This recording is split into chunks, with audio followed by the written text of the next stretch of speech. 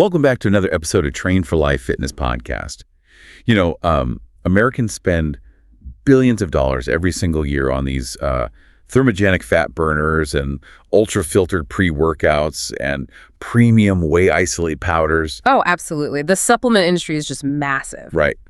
But what if, the single greatest performance-enhancing tool you have costs about 80 cents a can and has just been sitting entirely ignored in the back of your pantry for, the last 6 months? Yeah, it's really the ultimate blind spot in modern fitness. Yeah. Because we get this immense tunnel vision on the fuel we think is actively building the muscle or cutting the weight, Oh, for sure. The protein grams, the exact calorie counts. We track them like we're accountants doing taxes. Exactly. But we completely neglect the underlying system that actually processes all of that fuel. And that's exactly why in today's deep dive, we are zeroing in on a drastically misunderstood fitness tool. A tool that, honestly, most people really only think about when they are making a joke about an older relative needing to, go to the bathroom. It has a notoriously terrible PR problem, honestly. It really does. We are talking about fiber, but our mission today is to completely flip the script on how you view it. We are going to reveal fiber's quiet, but incredibly powerful role in burning fat, stabilizing your daily energy, and keeping your body exceptionally lean. And that is the goal here. We need to shift your perspective today. We are taking fiber completely out of that boring digestive aid category and placing it right where it belongs. Which is front and center. Right, as a critical performance enhancer. Because once you understand the actual mechanical and chemical behaviors of fiber inside your body, sticking to your fitness plan and actually seeing the results of it becomes significantly easier. Okay, let's unpack this, because to understand how it transforms your body composition, we really have to define what it actually is. And it sounds counterintuitive right out of the gate. Yeah, it really does. Because fiber is a carbohydrate, but it's a carb that your body actually lacks the digestive enzymes to fully break down. Which completely goes against the fundamental way we think about nutrition, right? I mean, usually you consume a food, your stomach acid and enzymes break the chemical bonds, it turns into usable energy, and off you go. Yeah, standard operating procedure. Exactly. But fiber's molecular structure, specifically these things called beta bonds, it resists that entire process. Your body physically cannot snap those bonds apart. Wow. And that stubborn resistance is the exact reason it is so beneficial for athletes and really anyone trying to lean out. So we're looking at two distinct players here. You've got soluble fiber, which you find in foods like oats and apples and beans. Mm-hmm. And then you have insoluble fiber, which is heavily present in whole grains, seeds, and leafy greens.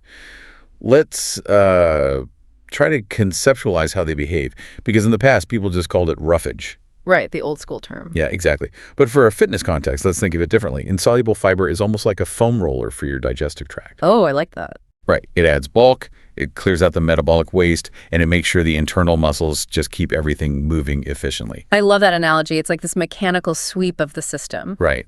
And then soluble fibers, more like a time-release capsule or like a governor on an engine. It absorbs water, forms this gel, and literally slows down the speed at which food moves through your stomach. Yes. Which prevents you from redlining your blood sugar, so you actually have gas left in the tank for those, final miles of your workout. Validating that engine governor idea is crucial here, because soluble fiber physically changes the viscosity of the food in your stomach. It makes it thicker? Yeah, it makes it much thicker. Yeah. And by delaying what we call gastric emptying, which is just the rate at which food leaves the stomach and enters the small intestine, it triggers an immediate physiological domino effect on your daily hunger and your energy levels. Let's follow that domino effect down the line, because if we are slowing down gastric emptying, that means high fiber foods are physically expanding and taking up actual real estate in the stomach for longer periods. They do. It's a literal mechanical stretching of the stomach wall.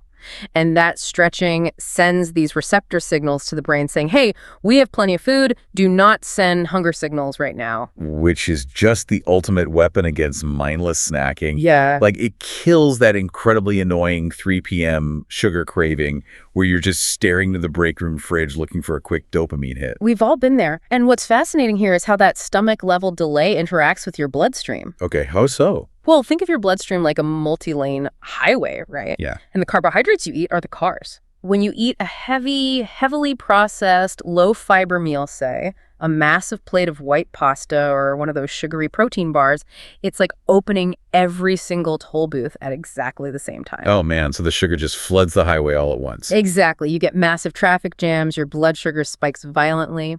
And when blood sugar spikes violently, the body just panics and dumps a massive amount of insulin to try and clear the highway, right? Spot on. And that massive insulin dump clears the sugar so fast that you experience a reactive crash. Ugh, the worst. Yeah, and that crash is the physiological reality of feeling completely drained, moody, and desperately reaching for junk food an hour later. Now put soluble fiber back into the equation. Yeah. Because it formed that thick gel in the stomach, it acts like a metering light on the highway on-ramp. It only lets a little bit of glucose into the bloodstream at a time. Flattening the curve, basically. You get a steady trickle of fuel instead of this huge tsunami. Precisely. You completely prevent the severe spike, which inherently prevents the severe crash. And in a fitness context, stable blood sugar equals laser focus and significantly stronger, much more sustained workouts. You aren't, like, bonking halfway through a heavy lifting session. Yeah. Now, hold on. I need to push back on this a little bit. If soluble fiber forms a thick gel, delays gastric emptying, and physically sits in your stomach for longer, isn't that a recipe for disaster before a workout? How do you mean? Well, like, if I eat a massive bowl of oats and apples, won't I feel sluggish or heavy? Like I'm trying to run heavy sprints with a wet brick in my stomach. It's a really vital distinction to make, actually, and it really comes down to timing and volume. There's a massive biological difference between feeling stuffed from a heavy, calorie-dense, high-fat meal and the feeling of having steady, sustained fuel provided by a well-timed fibrous meal. Interesting. What is the actual difference in the body, though? Well, the lethargic, heavy feeling you get after a massive low-fiber, high-fat meal, think like a double cheeseburger and fries, that is largely due to that massive insulin crash we just talked about. Ah, okay. Yeah, and that's combined with your body having to divert a massive volume of blood flow away from your extremities and into your gut to try and break down those dense fats. Oh, wow. So the sluggishness is chemical, not just the physical weight in your stomach. Exactly. Fiber, because it metered out the sugar absorption, prevents the insulin crash entirely. You don't have that chemical lethargy at all. Right. Now, should you eat 50 grams of fiber 10 minutes before a high-intensity sprint? No, of course not. You want to give it an hour or two. But when you do, you don't feel stuffed and distracted by a heavy gut. You simply feel the complete absence of hunger and the presence of steady power. You are coasting on a slow burn. That makes a lot of sense. You're basically trading the roller coaster for cruise control. Yeah. But the magic doesn't stop in the stomach, right? Once that fiber leaves the small intestine and moves into the colon, we enter the gut microbiome. Yes, the microbiome. And this is where the conversation shifts from just managing energy to directly dictating how well your muscles actually recover. Right. This is where fiber goes to work on a microscopic level. Because remember, your human cells couldn't break down those beta bonds. They're like the stubborn bonds. But the trillions of bacteria living in your large intestine, they absolutely can. They ferment it. Okay, we hear the buzzword gut health constantly. Like every influencer is pushing some probiotic supplement. But what does bacterial fermentation actually mean for someone grinding out a fitness routine? It means everything, honestly. When these specific good bacteria ferment the soluble fiber, they produce something called short-chain fatty acids, or SCFAs. Yes, CFAs, okay. Yeah, and these SCFAs, things like butyrate, acetate, and propionate, they're nothing short of miraculous for an athlete.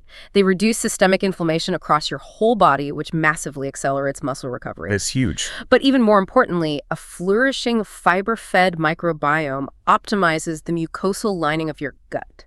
It makes your digestive system operate at absolute peak efficiency. So what does this all mean? Like, define peak efficiency for me. Well, when the gut is highly efficient and healthy, it actually helps your body pull a higher percentage of raw nutrition, vitamins, and amino acids out of the food you eat. Wait, let me make sure I'm getting this. Are you saying that if two people eat the exact same 6-ounce piece of chicken breast, the person with the healthy, fiber-fed gut is literally extracting more of the actual protein and nutrients from it? Yes, absolutely. That's crazy. The individual with a compromised, starved microbiome has a less efficient mucosal barrier and a less efficient enzymatic response. They are literally passing usable nutrients out as waste. Wow. And better nutrient extraction directly translates to better cellular repair and much faster recovery. That is mind-blowing. So it's like eating a high-protein diet without enough fiber is like putting premium gas into a car with a broken engine.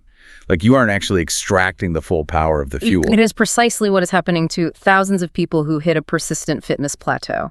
They're eating perfectly on paper, but their biological machinery isn't processing the fuel optimally. Because the fuel lines are corroded. Exactly. Right. You simply aren't going to get the horsepower you paid for. And fixing those fuel lines naturally sets the stage for what almost every listener is ultimately after, right? Sustainable fat loss and a truly lean body composition. Oh, absolutely. So let's talk about leaning out, because we really need to clarify a massive myth here. Fiber does not burn fat directly. Like if you eat a bowl of broccoli, it does not magically incinerate the fat cells on your stomach. It's not a thermogenic supplement. No, it has zero direct thermogenic properties. But fiber is the ultimate permissive factor for fat loss. It doesn't burn the fat, but it creates the exact biological environment required for your body to willingly let go of stored body fat. Right. And it does this through 3 incredibly specific mechanisms. Okay, let's hit the first one, which ties back to the psychological side of dieting, controlling hunger. Right. If we connect this to the bigger picture of why body recomposition efforts fail, it is almost never a lack of desire or discipline. It is psychological fatigue compounded by intense physical hunger. Yeah, it's brutal. When you restrict calories, your body screams for energy. Mentally, you just wear down from fighting your own biology day after day. It's exhausting. Because willpower is a finite resource. Yeah. You can white-knuckle it for a few winks, but eventually the primal hunger drive just wins. Exactly. But fiber leverages the mechanical fullness we discussed earlier, the stretching of the stomach. You can eat a massive volume of high-fiber foods for very few calories. Which addresses the physical hunger signals chemically. Yes, which totally relieves the mental fatigue. You can actually hit a caloric deficit without feeling starved. It makes consistency not just possible, but genuinely comfortable. Okay, so the second mechanism for fat loss is managing insulin. We touched on this with the blood sugar spikes, but why is insulin specifically the enemy of fat loss? Because insulin is primarily a storage hormone. Its main job is to shuttle nutrients into cells. When your insulin levels are constantly elevated because you are eating low-fiber, high-glycemic meals, your body is chemically locked into an anabolic storage state. Meaning it basically wants to hoard the calories as fat. Yes. And more importantly, elevated insulin completely blunts lipolysis, which is the biological process of breaking down stored body fat for energy. Oh, wow. So it just stops it. If insulin is high, fat burning is biochemically shut off. By acting as that metering light and keeping blood sugar incredibly stable, fiber keeps your insulin baseline low. It literally unlocks the door so your body can access and burn stored fat. So without fiber slowing the sugar absorption, your body keeps locking the vault to your fat stores. That makes perfect sense. It's all connected. And the third mechanism is broader hormone balance. We mentioned those short-chain fatty acids earlier. Don't those have a direct link to the satiety hormones? They absolutely do, and this is where it gets really cutting edge. When those gut bacteria ferment the fiber and create those SCFAs, those molecules enter your bloodstream and act as messengers. Okay. They travel to the brain and stimulate the release of a hormone called GLP-1. Wait, GLP-1, isn't that the exact same biological pathway that all those modern, wildly expensive weight loss drugs are targeting right now? It is the exact same pathway. Those drugs are essentially synthetic, hyperdosed versions of GLP-1, but your body has a natural built-in mechanism for releasing that satiety hormone, and the trigger for that mechanism is the fermentation of dietary fiber in your gut. That is unbelievable. We're out here hunting for chemical cheat codes, and the native biological code is activated by, like, lentils and apples. Yep, real food.